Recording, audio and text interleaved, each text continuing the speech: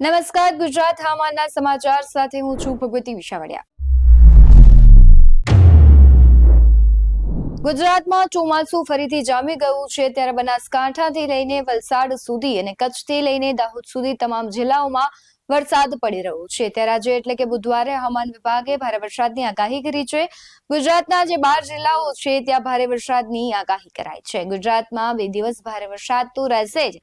આ સાથે જ જે 12 દિવસ છે તે પણ વરસાદી માહોલ છવાશે. ત્યારે આજે હળવાથી મધ્યમ વરસાદની આગાહી કરવામાં આવી છે અને કેટલાક જિલ્લામાં ભારે વરસાદ પણ વરસી શકે છે. રાજ્યમાં હાલ 3 વરસાદી સિસ્ટમ સક્રિય થઈ છે અને વરસાદી સિસ્ટમના કારણે વરસાદ વરસવાની આગાહી કરવામાં આવી છે. ત્યારે આગામી 7 દિવસ રાજ્યના અનેક વિસ્તારોમાં ભારે અને અમુક વિસ્તારો છે ત્યાં મધ્યમ વરસાદ પડવાની આગાહી કરાઈ છે. સાર્વત્રિક વરસાદ 12 દિવસ રાજ્યમાં રહેવાનો છે. હવામાન વિભાગના જણાવ્યા અનુસાર આજે મહીસાગર, પંચમહાલ, તાપી, ડાંગ, દાહોદ, છોટાઉદેપુર, નર્મદા, સુરત, નવસારી, વલસાડ, દમણ, દાદરા નગર હવેલીમાં ભારે વરસાદની આગાહી કરાઈ છે. ત્યારે રાજ્યમાં બનાસકાંઠા, પાટણ, મહેસાણા, સાબરકાંઠા, અરવલ્લી, મોડાસામાં વરસાદને લઈને ઓરેન્જ એલર્ટ અપાયું છે.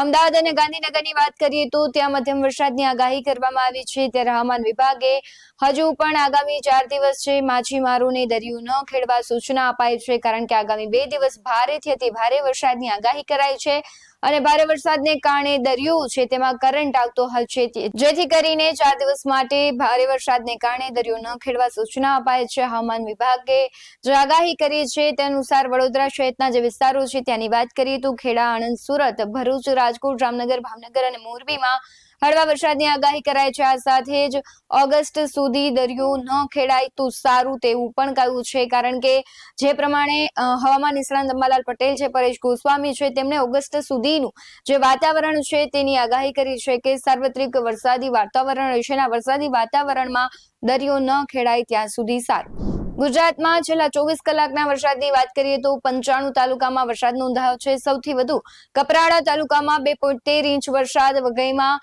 ડાંગમાં 1.7 ઇંચ વરસાદ અને ખેરગામ અને વાસંદામાં 1.6 ઇંચ, ધરમપુરમાં 1.4 અને વલસાડમાં 1.1 ઇંચ વરસાદ અને વાપીમાં 0.5 ઇંચ વરસાદ નોંધાયો છે. ગુજરાતમાં વરસાદની તીવ્રતા હાલ ઘટી રહી હોય તેવું પણ દેખાઈ રહ્યું છે. ત્યારે દક્ષિણ ગુજરાતમાં સતત ચોથા દિવસે વરસાદની મેઘમહેર વરસી રહી છે. દક્ષિણ ગુજરાતના વલસાડ, નવસારી, ડાંગ, સુરત અને તાપી જિલ્લામાં એક પણ તાલુકો કોરો રહ્યો નથી. ત્યારે તમામ તાલુકામાં સરેરાશ 1.5 ઇંચથી 2 ઇંચ વરસાદ નોંધાયો છે. સતત વરસાદને કારણે તેની હવે અસરો જનજીવન ઉપર પણ દેખાવા માંડી છે. ત્યારે આજે ગુજરાતમાં ભારે વરસાદની આગાહી કરવામાં આવી છે. અમુક જિલ્લાઓ છે ત્યાં એલર્ટ પણ આપવામાં આવ્યું છે. હવામાન વિભાગે 2 દિવસ થંડર સ્ટ્રોમ એક્ટિવિટી રહેશે તેવું કહ્યું છે અને આગામી 3 દિવસ છે તે ભારે રહેશે અને આ સાથે દરિયામાં 40 થી 45 કિલોમીટર દરિયાકાંઠે છે પવન છે ફૂંકાવાની આગાહી કરાઈ છે. હવામાનનો જે મેપ હોય તેના અનુસાર છે 30 અને 31 જુલાઈના રોજ રાજ્યભરમાં છૂટાછવાયા સ્થળોએ હળવોથી ગાજવીજ સાથે મધ્યમ વરસાદ આવી શકે તેવું પણ કહેવામાં આવી રહ્યું છે અને એક અનુમાન છે કે ગુજરાતમાં 2 દિવસ ભારે હોય તેવું લાગી રહ્યું છે. ખરેખર જોઈએ તો 3 જે સિસ્ટમ સક્રિય થઈ છે તેની અસર છે તે હવે દેખાઈ રહી છે અને અત્યારે જે પરિસ્થિતિ છે તેની વાત કરીએ તો ઉત્તર પશ્ચિમ અને મધ્યપ્રદેશ અને આસપાસના વિસ્તારો છે ત્યાં પરનું નીચું દબાણ ક્ષેત્ર ત્યાં યથાવત રહ્યું છે.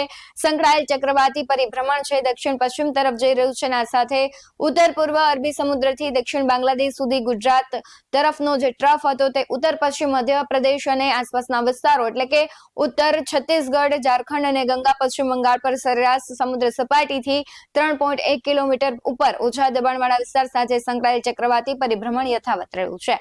ચોમાસુ ટ્રફની વાત કરીએ તો શ્રીગંગાનગર, દિલ્હી, ઉત્તર પશ્ચિમ મધ્યપ્રદેશ અને સતના, ડાલટગંજ અને જમશેદપુર સહિતના જે વિસ્તારો છે ત્યાંથી બંગાળની ખાડી તરફ હવે જવાનું છે. ત્યારે હવામાન નિષ્ણાત પરેશ ગોસ્વામી છે તેમણે પણ આગાહી કરી છે. તેમણે કહ્યું છે કે સિસ્ટમ આગળ વધતા ઉત્તર ગુજરાતના ઘણા ભાગોમાં તેમજ કચ્છના ભાગોમાં વરસાદ થશે. ગુજરાતના ભાગો જળતરબોળ બની જશે અને 2 ઓગસ્ટ સુધી દરેક નદી, નાળા, ડેમ, તળાવો છે તેમાં પાણીની ખૂબ મોટી આવક થશે અને મજબૂત વરસાદી વહન આવી રહ્યું છે. ભારેથી અતિ ભારે વરસાદની તેમણે પણ આગાહી કરી છે. નીચાણવાળા ભાગો છે પવનની ગતિ પણ વધારે રહેશે. ત્યારે હવામાન નિષ્ણાંત પરેશ ગોસ્વામી છે, તેમણે પણ આગાહી કરી છે. વરસાદને લઈને શું કહી રહ્યા છે હવામાન નિષ્ણાંત પરેશ ગોસ્વામી, તેના પર નજર કરીએ. હવે ખાસ કરીને વાત કરવાની છે વરસાદની, કેમ કે અમુક જગ્યાએ જળબંબાકારની સ્થિતિ છે, તો અમુક જગ્યાએ ઓછા વરસાદો પણ છે અને અમુક જગ્યાએ બિલકુલ વરસાદ પણ નથી. આ પ્રકારની પરિસ્થિતિ છે એ રાજ્યના અલગ અલગ વિસ્તારોમાં જોવા મળી રહી છે. આપ સૌ જાણો છો કે અમે છેલ્લા ઘણા દિવસથી આપણે કહેતા આવ્યા છે એમ કે બંગાળની ખાડીની એક સિસ્ટમ આવશે, એ સિસ્ટમ આવી જેને કારણે મધ્ય ગુજરાત અને ઉત્તર ગુજરાત એ સાથે મધ્યપ્રદેશ બોર્ડર લાગુ વિસ્તારના જિલ્લાઓ છે, આ તમામ જિલ્લાઓની અંદર ધોધમાર વરસાદો પણ વરસ્યા. અનેક વિસ્તારની અંદર 8 થી 10 ઇંચ સુધી વરસાદ પણ વરસ્યા. એ સાથે જે આપણે દક્ષિણ ગુજરાતના જે વિસ્તારો છે તમામ વિસ્તારોની અંદર પણ સારા વરસાદો વરસ્યા. પણ કઠણાઈ કહેવાય કચ્છ અને સૌરાષ્ટ્રની, કે ત્યાં કોઈ ખાસ પ્રકારના વરસાદો જોવા નથી મળ્યા. અને હવે અત્યારે આ સિસ્ટમ છે આપણાથી ધીમે ધીમે દૂર નીકળતી જાય છે અને નબળી પણ પડતી જાય છે. નબળી પડતી જાય છે એની અંદર પણ હવે આપણે ઘણા સમયથી જણાવતા હતા એમ 31 તારીખ સુધી વરસાદનું જોર રહેશે. એમ હજુ 30 અને 31 તારીખ એમ 2 દિવસ સુધી ઉત્તર ગુજરાત, મધ્ય ગુજરાત અને મધ્યપ્રદેશ બોર્ડર લાગુ વિસ્તારો હોય એ તમામ વિસ્તારની અંદર વરસાદો છે જોવા મળશે. 1-2 ઓગસ્ટની અંદર ઝાપટાઓ જોવા મળશે. એટલે આ વાત થઈ ઉત્તર ગુજરાત, મધ્ય ગુજરાત, મધ્યપ્રદેશ બોર્ડર લાગુ વિસ્તાર અને દક્ષિણ ગુજરાતની. આ તમામ વિસ્તારોની અંદર 2 દિવસ સારા વરસાદ અને ત્યારબાદ હળવા સામાન્ય ઝાપટાઓ જોવા મળશે. વાત છે કચ્છ અને સૌરાષ્ટ્રની. કચ્છની અંદર આ રાઉન્ડની અંદર કોઈ ખાસ પ્રકારનો લાભ મળ્યો નથી અને હવે આવનાર 2-3 દિવસ કદાચ છૂટાછવાયા ઝાપટાઓ પડે એનાથી વિશેષ કોઈ શક્યતાઓ દેખાતી નથી. બીજા નંબરની અંદર સૌરાષ્ટ્રની અંદર પણ અમુક વિસ્તારની અંદર ઝાપટાથી લઈને મધ્યમ વરસાદો થયા છે, એટલે કે અમુક સીમિત વિસ્તારની અંદર ભારે ઝાપટાઓ નોંધાયા. બાકી ઓલ ઓવર સૌરાષ્ટ્રની અંદર પણ છૂટાછવાયા હળવા સામાન્ય ઝાપટાઓ જ છે. કોઈ ભારે વરસાદનો રાઉન્ડ આ રાઉન્ડની અંદર આપણે જોવા મળ્યો નથી આ સમયગાળા દરમિયાન. ત્યારે હવે આવનારા દિવસમાં 2 ઓગસ્ટ સુધી સૌરાષ્ટ્રના દરેક વિસ્તારની અંદર છૂટાછવાયા હળવા મધ્યમ ઝાપટા પડે. ઝાપટાથી વિશેષ કોઈ સારા વરસાદની શક્યતાઓ હાલ દેખાતી નથી. એટલે આ વાત થઈ 2 ઓગસ્ટ સુધીના વરસાદની. પણ મહત્વનું એ છે કે સૌરાષ્ટ્ર અને કચ્છ છે એ આ વરસાદના રાઉન્ડમાં વરસાદથી વંચિત કેમ રહ્યા. ત્યારે હું આપને જણાવી દઉં કે જ્યારે પણ આ સિસ્ટમ બંગાળમાંથી આવતી હતી ત્યારે આપણે એક વિડીયો મૂકીને એનો ઉલ્લેખ પણ કર્યો હતો.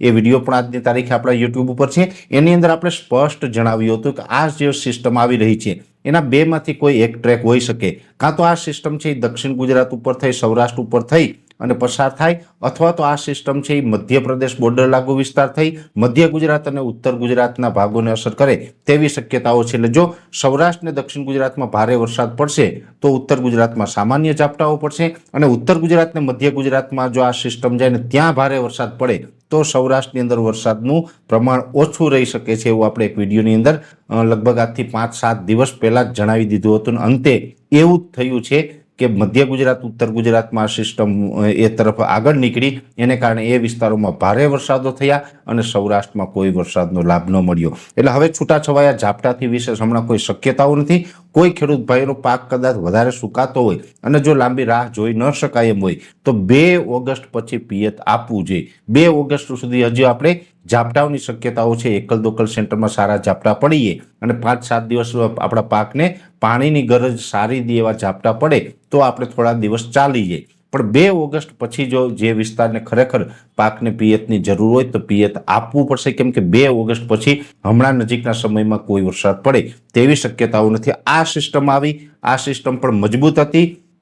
મધ્યપ્રદેશ સુધી ડિપ્રેશનના સ્વરૂપમાં આવીને ત્યાર પછી લો પ્રેશરના સ્વરૂપમાં આ સિસ્ટમે આપણા ગુજરાતની અંદર વરસાદના રૂપમાં અસર કરી. જો કે આ સિસ્ટમને કારણે રાજ્યના લગભગ 80% આસપાસના વિસ્તારની અંદર વરસાદ પણ વરસ્યા છે, જેમાં ઉત્તર ગુજરાત હોય, મધ્ય ગુજરાત હોય, દક્ષિણ ગુજરાતના અમુક વિસ્તાર છે, સૌરાષ્ટ્રના પણ અમુક જિલ્લાઓની અંદર આ સિસ્ટમને કારણે લાભ મળ્યો છે. જેમાં અમુક વિસ્તારમાં વાત કરવા જઈએ તો સુરેન્દ્રનગરના ઘણા બધા વિસ્તારો હોય, ભાવનગરના અમુક વિસ્તાર છે, બોટાદના વિસ્તારો હોય કે મોરબીના વિસ્તાર છે, બોટાદ આસપાસના ઘણા બધા વિસ્તારો એવા હતા, ગ્રામ્ય વિસ્તારો કે એની અંદર આ સિસ્ટમને કારણે લાભ મળ્યો હતો. જોકે બોટાદ, ભાવનગર કે સુરેન્દ્રનગર, મોરબીની અંદર સાર્વત્રિક તમામ ગ્રામ્ય વિસ્તારને લાભ નથી, પણ સીમિત અમુક ગામડાઓને લાભ મળ્યો છે. એટલે આ પ્રકારની આખી પરિસ્થિતિ રહી છે. આગળ ઉપર હવે આપણે નવો રાઉન્ડ ક્યારે આવશે એની નેક્સ્ટ વિડીયોમાં વાત કરવામાં આવશે.